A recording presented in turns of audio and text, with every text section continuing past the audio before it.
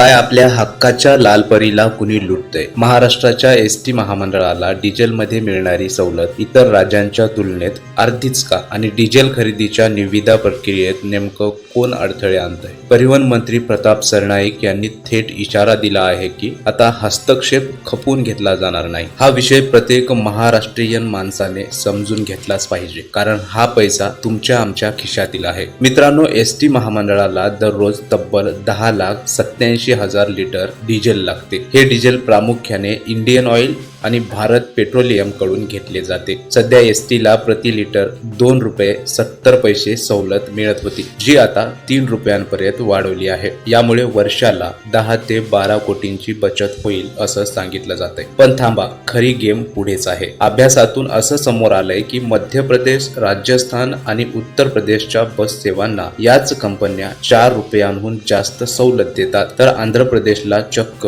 Litre मागे 5 रुपये 50 पैसे सवलत मिळते. मग आपल्या महाराष्ट्रालाच कमी सवलत का? याच मुद्द्यावरून काही कंपन्या अफवा पसरून निविदा प्रक्रिया प्रभावित करण्याचा प्रयत्न करत असल्याचं प्रताप सरनाईक यांनी स्पष्ट केलंय. सरनाईक यांनी स्पष्ट बजावलंय की डिझेल खरेदीत पारदर्शकता असेल आणि कोणताही हस्तक्षेप सहन केला जाणार नाही. पण प्रश्न उरतोच, महाराष्ट्राच्या लालपरीला इतर राज्यांइतकी सवलत कधी मिळणार? तुम्हाला काय वाटतं? यामध्ये कोणाचं राजकारण आहे का? कमेंटमध्ये नक्की सांगा आणि हा व्हिडिओ महाराष्ट्राच्या कानाकोपऱ्यात शेअर करा, जेणेकरून सर्वांना ही माहिती मिळेल. जय महाराष्ट्र.